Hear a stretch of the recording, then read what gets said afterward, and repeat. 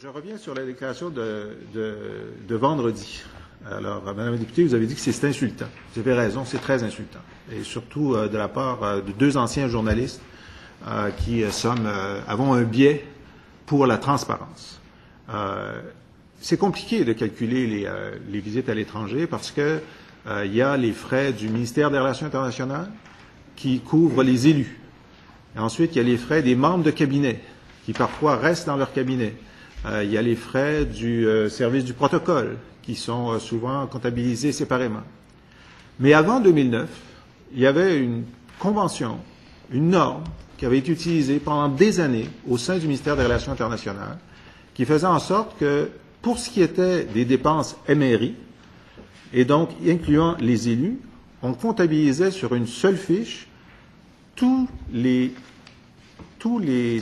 dépenses afférentes à la visite que l'élu avait fait, le ministre, le premier ministre, sans compter évidemment ce que les délégations fournissent dans le cours normal de leurs affaires, mais c'était la Convention.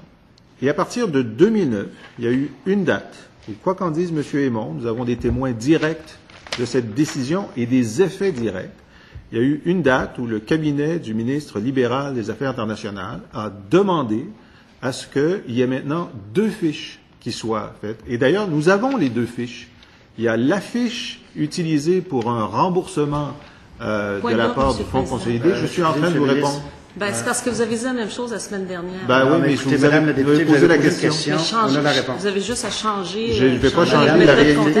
La réalité, c'est celle-là. Vous avez mis en cause cette réalité. Madame la députée, excusez, Monsieur le ministre. Si ça commence comme ça, vous allez vous adresser à la présidence. OK, s'il vous plaît?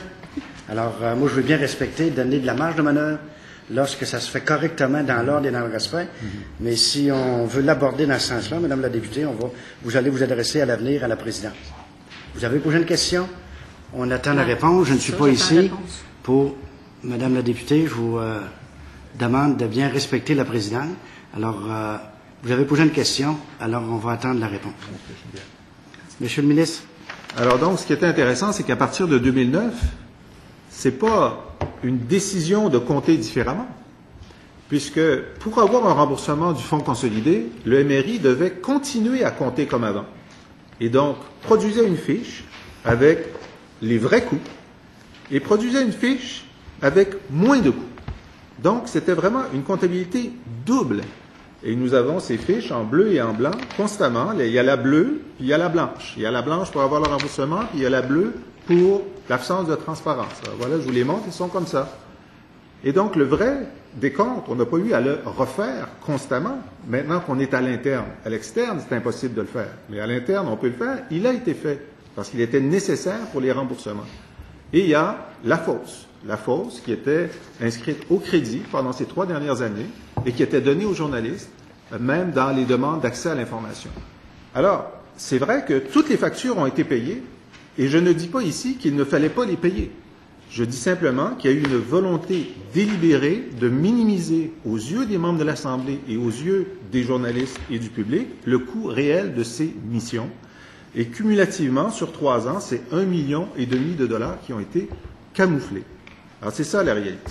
Maintenant, sur vos autres questions, je vous en ai Madame la députée, vous avez posé une question qui a été posée. Monsieur le Président, c'est parce que Monsieur le ministre, avec tout le respect que je lui dois, fait des procès d'intention, parle de camouflage, il porte des accusations, et je pense que vous devez intervenir, Monsieur le Président. On est ici dans l'Assemblée nationale, et il y a des termes qu'on n'utilise pas. Madame la députée, là, on est en train d'entendre la réponse du ministre, qui, je pense, c'est dans l'intérêt de tout le monde de comprendre ce qui se passait avant 2009, les règles qu'il est en train d'expliquer, et qu'est-ce qu'il s'est passé après 2009. Alors, la question, vous avez raison, a été posée la semaine dernière, vous avez reposé sensiblement la même chose. On doit s'attendre à des explications de la part du ministre. Alors, Monsieur le ministre, je demande de poursuivre la réponse. Monsieur le Président, en respectant les délais aussi du temps que la question a pris. Puisqu'il y a beaucoup d'intérêt pour cette question, je tiens à assouvir la soif d'information de la députée de l'Acadie. Ce ne sont pas des procès d'intention. Ce sont des faits. Nous avons les fiches. Nous savons ce qui se passait avant 2009. Nous savons ce qui se passait après 2009. Et pour vous dire précisément, la décision politique qui a été prise de dire aux fonctionnaires qu'ils n'y sont pour rien. Les fonctionnaires n'y sont pour rien. C'est pas leur idée, c'est pas leur proposition. D'ailleurs, ils ont été choqués de ça en 2009, et c'est bien à leur corps défendant qu'ils ont appliqué cette nouvelle norme. Qu'est-ce qu'on leur a demandé? On leur a dit, savez-vous, à partir de dorénavant, quand vous allez dire combien ça a coûté pour la ministre Gagnon-Tremblay ou n'importe quel ministre, vous allez soustraire de la feuille les services de voiture, les services photographiques, les services d'interprétariat, les accueils aéroportuaires, les coûts d'inscription au colloque, par exemple 50 000 $ à Davos, et les salons pour les entretiens qu'on loue dans les hôtels. Vous allez enlever ça systématiquement de la fiche que nous allons présenter au crédit.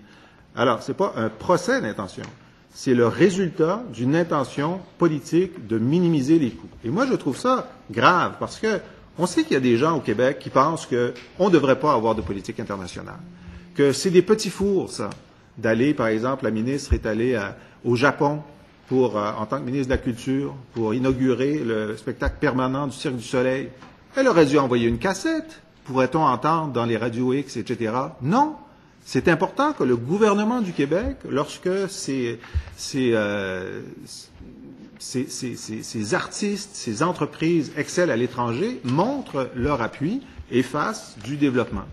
Alors, c'est pas en minimisant ces coûts-là qu'on rend service au rayonnement. J'ai plusieurs autres.